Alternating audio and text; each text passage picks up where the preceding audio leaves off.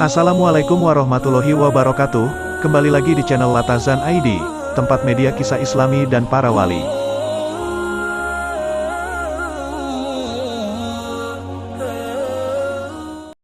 Kali ini akan menceritakan tentang kisah seorang ulama perempuan yang menggali kuburannya sendiri. Ulama tersebut adalah Sayyidah Nafisah. Tulisan ini merujuk pada tulisan Ni'amul Qohar dalam website Ulama Nusantara Center. Selain Robiah Adawiyah, seorang wali Allah yang sangat fenomenal karena ceritanya yang luar biasa, dan juga kisah tatkala beliau menggali liang lahatnya sendiri. Ada juga seorang waliullah perempuan, yaitu Sayyidah Nafisah yang juga menggali kuburnya sendiri. Sayyidah Nafisah merupakan salah satu ulama perempuan yang lahir di Mekah Al-Mukarramah, pada tanggal 9 Juni tahun 762 Masehi, 11 Rabiul Awal 145 Hijriah. Beliau termasuk cicit Rasulullah dari jalur ayah Hasan Al-Anwar, bin Zaid, bin Hasan, bin Ali bin Sayyidah Fatimah binti Nabi Muhammad Sallallahu Alaihi Wasallam. Beliau juga menjadi guru Imam Syafi'i, pendiri mazhab Syafi'iyah. Ketika masih berusia 5 tahun beliau dibawa oleh ayahnya ke Madinah untuk belajar menghafal Al-Quran beserta tafsirnya. Selain itu ayahnya juga sering membawanya ke Masjid Nabawi untuk menunaikan ibadah salat dan bermunajat kepada Allah. Didikan ayahnya tidak berhenti sampai di situ. Sayyid Hasan Al-Anwar juga selalu mengajak putrinya ini untuk berziarah di makam Rasulullah. Tarbiyah terbaik yang diberikan ayahnya itu, membuat Sayyidah Nafisah tumbuh menjadi anak yang rajin belajar dan tekun beribadah di masjid. Meskipun beliau tidak bisa membaca dan menulis, Umi, akan tetapi kecerdasan, keluasan dan kedalaman pemahaman ilmunya tidak perlu diragukan. Zainab binti Yahya, putri saudaranya yang seringkali menyertai perjalanan hidupnya memberikan penjelasan bahwa, bibiku, Sayyidah Nafisah, hafal Al-Quran dan mengetahui tafsirannya.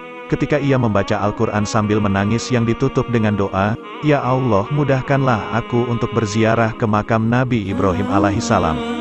Maksud doanya ini sebab Nabi Ibrahim merupakan bapak monotisme sejati, sekaligus bapak Nabi Muhammad dari jalur Nabi Ismail. Pada tahun 193 Hijriah, Sayyidah Nafisah bersama suaminya, Ishaq Al-Mutamin bin Imam Ja'far Es-Shodiq melaksanakan ibadah haji dan berniat untuk mengunjungi Mesir. Waktu itu, usia Sayyidah Nafisah menginjak 44 tahun. Mendengar kabar baik ini, membuat penduduk Mesir sangat gembira dan antusias untuk menyambut kedatangan Sayyidah Nafisah beserta suaminya, bahkan mereka saling berebut menawarkan binatang tunggangan untuk membawanya sampai ke tempat tinggal. Sayyidah Nafisah bersama suaminya memutuskan untuk tinggal di rumah saudagar kaya bernama Jamaluddin. Ketika sudah berada di tempat tinggalnya ini, ada kurang lebih dari ratusan orang silih berganti mendatangi beliau.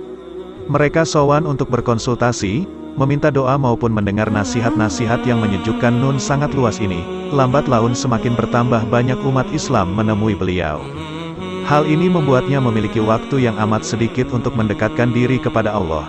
Sayyidah Nafisah pun berkata, dulu, aku memang ingin tinggal di tempat kalian, tetapi aku ini seorang perempuan yang lemah, orang-orang yang mengunjungiku sangat banyak, sehingga menyulitkanku untuk melaksanakan wirid sebagai bekal akhiratku. Lagi pula rumah ini sangat sempit untuk menampung orang sebanyak itu. Selain itu aku juga sangat rindu dengan makam kekekku, Rasulullah. Penduduk Mesir merasa sangat sedih ketika mendengar berita ini. Mereka memohon agar Sayyidah Nafisah tetap tinggal di Mesir. Gubernur Mesir, Siri Al-Hakam pun turut meminta agar Sayyidah Nafisah tetap berada di Mesir. Beliau melobi dengan memberikan jalan keluar untuk menyediakan tempat tinggal yang lebih luas lagi, serta memberikan saran agar menerima tamu ketika hari Rabu dan Sabtu saja.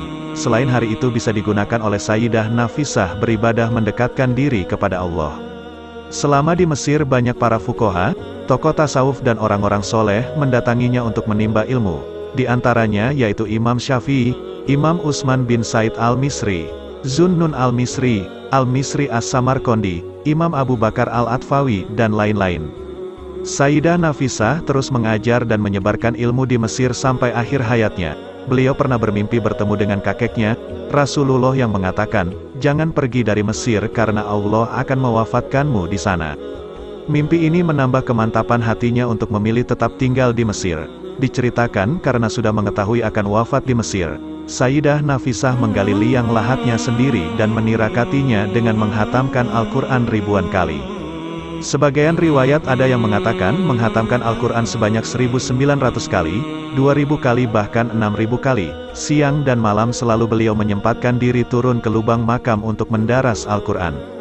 Pada awal bulan Ramadan, Sayyidah Nafisah mengalami sakit keras. Beliau mengirimkan surat kepada suaminya yang sedang berada di Madinah untuk pulang ke Mesri. Sang suami datang bersama dua anaknya yang bernama Al-Qasim dan Ummu Kulsum. Pada pertengahan awal bulan Ramadan sakitnya semakin parah. Para dokter datang untuk memeriksa kondisi beliau serta memberi saran agar membatalkan puasanya. Akan tetapi saran ini ditolak oleh Sayyidah Nafisah dengan berkata, "Nauzubillah, selama 30 tahun aku berdoa agar wafat dalam keadaan berpuasa, sekarang kalian menyuruhku untuk membatalkan." Hingga pada pertengahan bulan Ramadan sakitnya tak kunjung sembuh. Sayyidah Nafisah melanjutkan bacaan Al-Qur'annya di surat Al-An'am beliau meninggal dunia. Ada yang meriwayatkan bahwasanya waktu itu, beliau sudah membuat kuburannya sendiri. Subhanallah, betapa mulianya beliau, semoga kita mendapatkan keberkahannya. Amin. Akhir kalam, Assalamualaikum warahmatullahi wabarakatuh.